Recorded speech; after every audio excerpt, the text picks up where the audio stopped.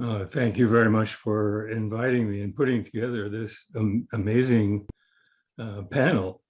And maybe more importantly, putting so much productive energy into trying to re-educate the world. Now, you've seen this picture already. It's a almost typical kind of result. This is what we call a cumulative deviation plot. It just shows the history of the departures from expectation. We predict that it'll go up. And starting at about 9 or so in London, it really began going up gangbusters, big time. And I just want to say something about Bill Douglas. What passion, what commitment.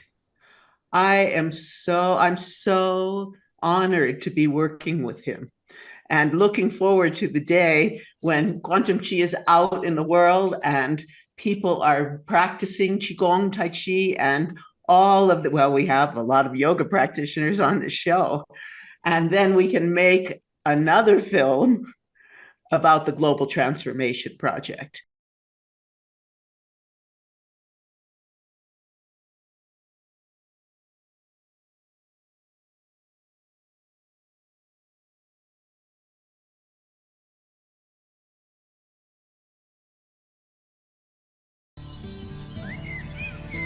Qi is the foundation of many healing arts.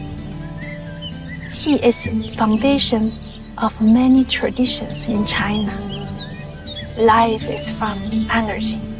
Life is from Qi. And how about Qi? Where does the Qi come from? From love. From love of the universe. What does Qi feel like? A buzz, tingling. You're so excited, full of energy that you want to be playful all the time. When the Qi flowing, you can feel like warm, expand, some tingling.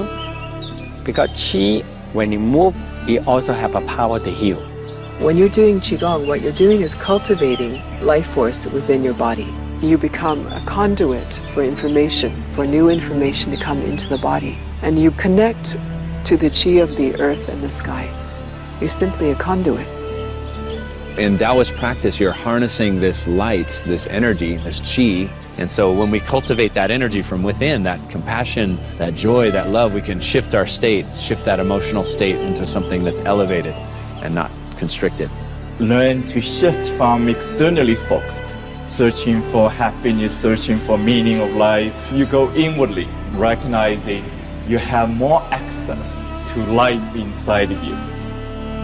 It's a discipline, a healing art, a way of training the body and mind, a meditation in motion, a medication in motion, a way of conditioning the body for martial arts, for sports, improving strength, stamina, balance, and coordination.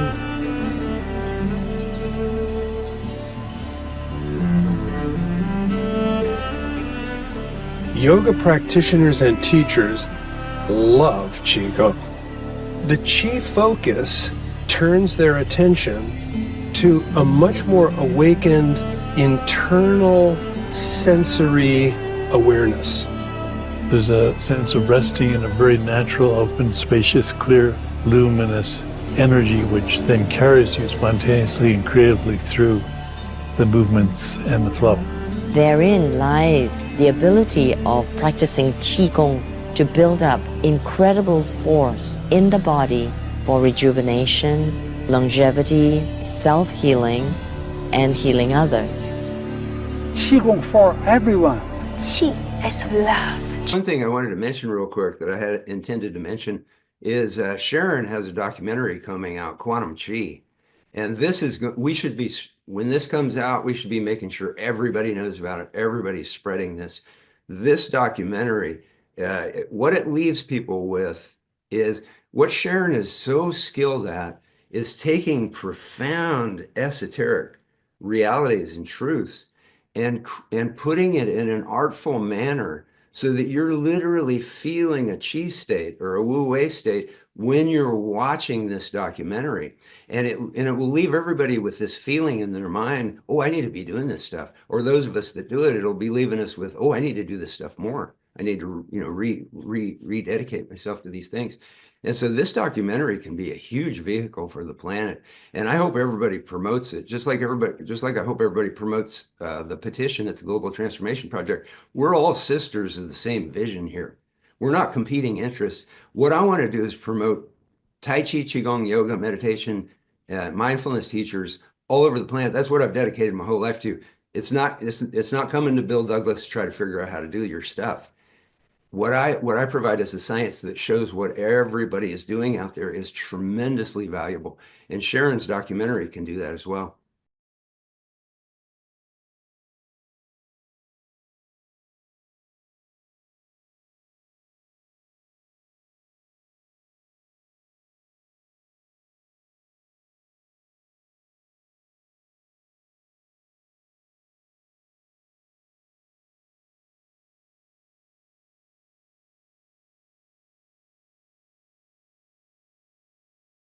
All these chronic diseases are imminently preventable, and there's mountains of research on the fact that all these chronic diseases are preventable. My earliest lecture on this the cost of medicine was 1 trillion. Now it's 4+ trillion. It's embarrassing. And check this out, 75 to 90% of disease and medical visits are preventable. And this is according to our own most impressive, although not that impressive, health organizations like the National Health Service in the UK. These organizations are supposedly protecting the citizens of the United States from chronic disease. No, that's not happening. We've had that discussion. But here's the most important thing, is that on an annual basis, we could be saving somewhere around 90% of $4.5 trillion. That's $3.5 to $4 trillion. So why is this not happening? Well, we know it's because people are deluded into believing that they don't need to do or think anything about taking care of themselves, because when they get sick, they can go to a doctor and the doctor will fix them. And that is ridiculous.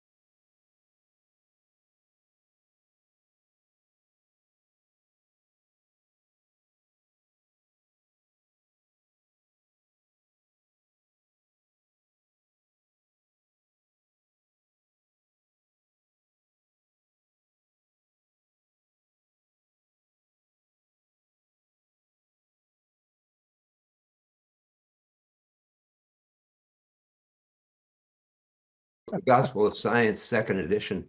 And I'm not trying to sell it, I'm trying to give it away. And so on World Tai Chi Day all day, you'll be able to get this, the Kindle ebook version for free. And then also on the following Saturday, May the 3rd.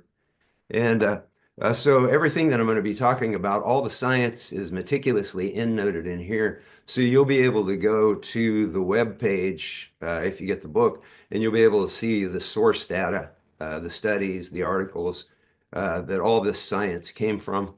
And that's really important to get out to the mind-body community. So I thought I'd start this with a quote, and I think it was Bertrand Russell, but I could be wrong. And he said that truth is always simple, but humanity will stampede all over simple truth to get to something more complicated. And what this journey, this has been like getting close to a 50-year journey of Tai Chi and Qigong, and also just mind-body practices in general, because like, yeah, I know I'm not the only person, but over these decades practicing Tai Chi and Qigong, you know, I've become aware of yoga and mindfulness and different meditation techniques. And you start to realize very quickly that they're all part of the same family. And what the data shows is that what they all have in common is they're able to bring the brain waves into the alpha brainwave state.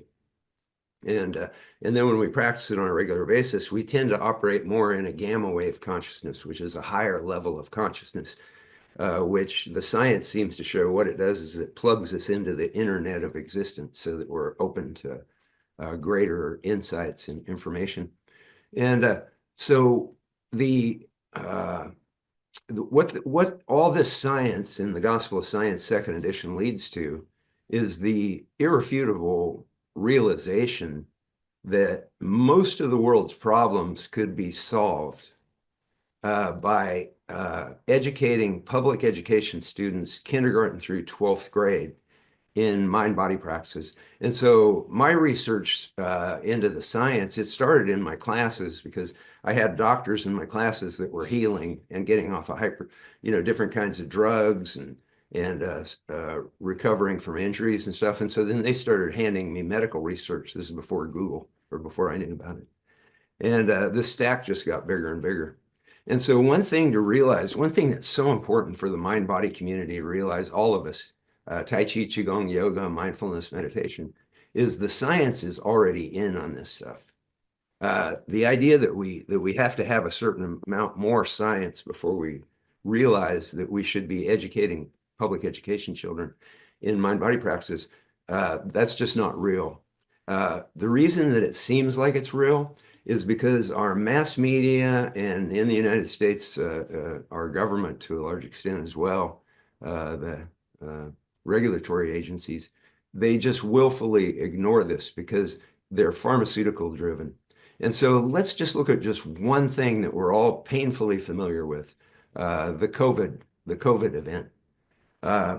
What the science showed was that the frontline healthcare workers who had high T-cell counts, they were much less likely to contract COVID. And if they contracted it, they were much less likely to suffer severe symptoms from it. Now, what the data shows is that mind-body practices profoundly increase T-cell counts on a large scale. And so we could be teaching school children all over the planet how to keep their T-cell counts elevated, because they stay pretty elevated up to about age 7. That's when we lose touch with the alpha meditative state. As children, we're just naturally in an alpha meditative state most of the time. That's what the brain scientists explain to us. And so we could be teaching kids how to stay in touch with this, just very natural state of being, and dramatically boosting global immunity. One of the studies that I cite in the book was a university study, and they taught the swimmers on the university swim team how to do Qigong. And the Qigong group, compared to the control group of swimmers, had 85% less respiratory infections. So let's just, if we could just all realize the science is in. And one thing that I want to point out that a lot of people don't get, and I get to it in the book as well, in the Gospel of Science, is that scientists put their careers on the line to study mind-body practices and consciousness, because that is a taboo subject for researchers. And when you get into the book, you'll see what I'm talking about. And but they've done it. They put all their lives into just uncovering this science that you don't get through mainstream media, and you don't get through the medical community, because it's all pharmaceutical driven. So what we could be doing is we could be, according to Dr. Herbert Benson's research at Harvard, who was kind of a catalyst for me, as well as Ken Cohen's way of Qigong, where he approached this mind body as a scientific, on a scientific level. But Dr. Herbert Benson's research showed that between 60 and 90% of the health issues sending people to the doctors are caused by stress and best treated by mind-body practices, Tai Chi, Qigong, yoga, meditation, and mindfulness. And then a Kaiser Permanente 20-year study found that somewhere between 70 and 85% of the health issues sending people to their doctors were caused by stress. And so by educating public education students in mind-body practices, and we could do it with a 1 hour, what we're recommending through a United Nations, non-binding United Nations resolution, is we're advocating an hour a day where they would bring local Tai Chi, Qigong, yoga, meditation, mindfulness teachers into the classrooms to teach children at age-appropriate ways. And that'd be really easy to do. So like for kindergartners, first graders, second graders, third graders, you could be teaching them animal Qigong, fun things. It has to be fun because that's what takes you into the brainwave state that you want to achieve. And so how could schools do that? Well, they could contact local mind-body teachers in those 5 categories, and they could bring them in and interview them just like they would for any other job. And they could see, how they deal with the kids and, do they approach it in a way that works well with their school. The other thing too, as I mentioned earlier with Stephen, is the Muse headband, which is relatively inexpensive, and it shows when you're going into alpha state. It gives you instant feedback.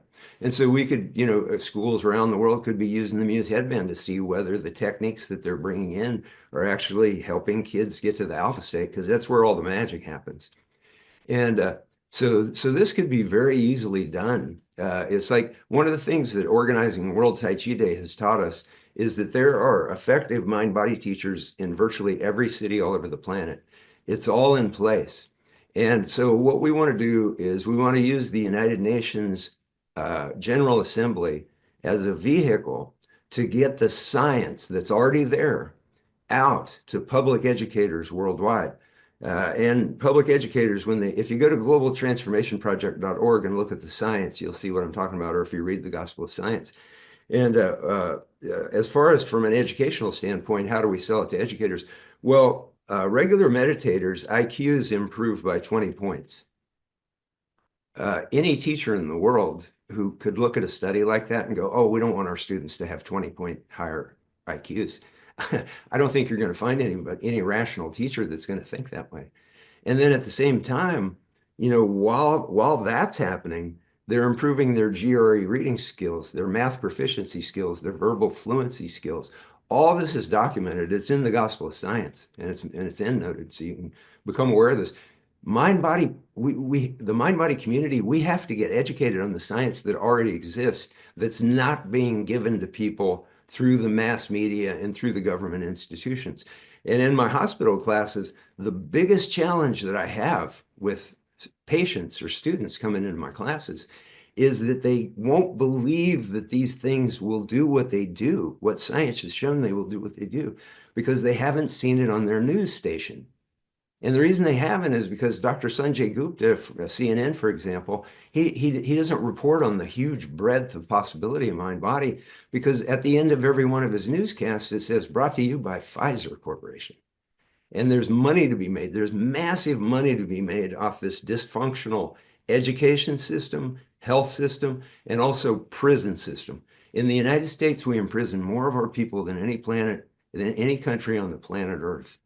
And our violent crime rates are actually at 40-year lows. And I get into all this in the book because that's actually related to the spread of mind-body practices around the planet. But we have this high imprisonment rate.